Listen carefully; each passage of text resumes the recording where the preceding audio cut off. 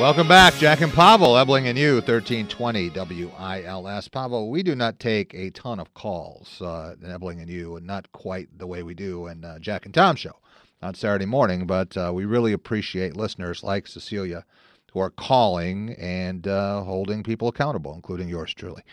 We were going to talk with Donna Sebo, and we will do that. We're going to do that tomorrow. We'll be chatting with her about the power of one. We want to bring in Dee Kite, life coach, author, and speaker, and she's going to talk to us a little bit about something that I became familiar with from a personal standpoint. My brother-in-law had multiple sclerosis, and still does, but has lived with it in various forms for more than 40 years, and had it at a very young age. And has done extremely well with it, but there are those who have struggled, and we want to find out a little bit more about it. It is a widely misunderstood disease, and being MS Awareness Week, I thought it was a good time to chat with Dee. Hello, Dee. How are you? Great, Jack.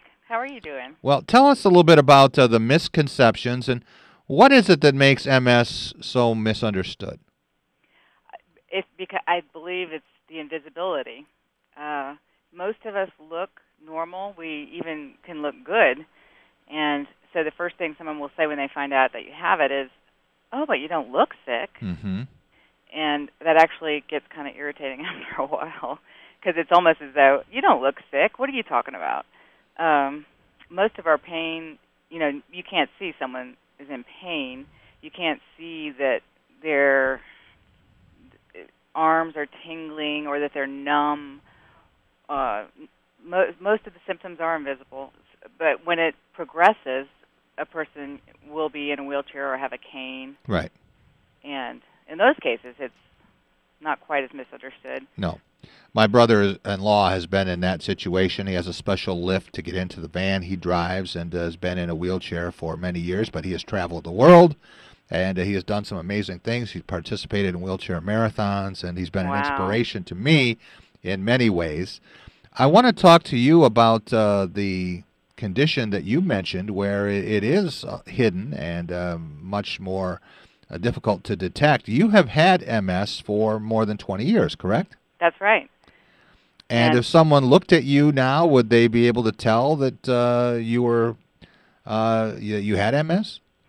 No, they have no idea, and it's actually quite a struggle for us to have this invisible disease, because we can't really participate in everything. Mm-hmm. For example, by 6:30 tonight, I'll be done. But people don't understand that because we look good.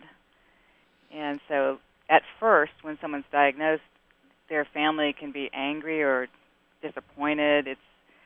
And they may not even believe that the patient has anything wrong. When you say you'll be done, you mean that your energy will be gone for the day, and you will have done what you're capable of doing? Pretty much, yeah.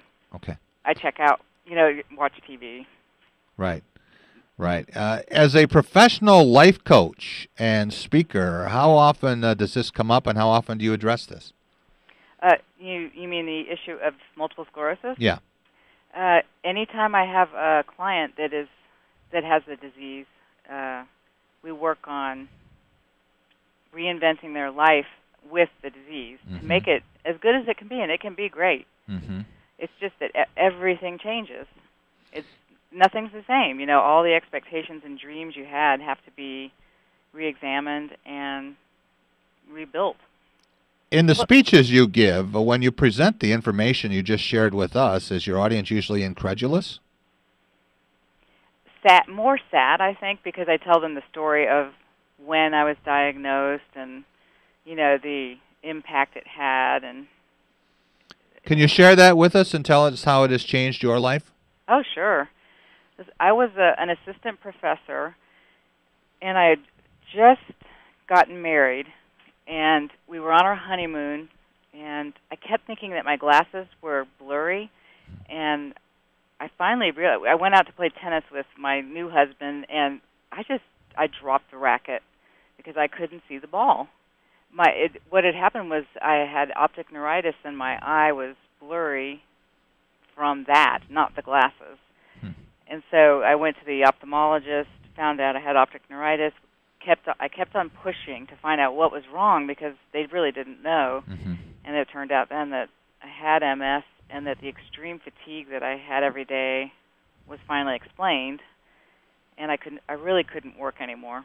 I tried to nap in my office, and it just took that away. And then it took years to just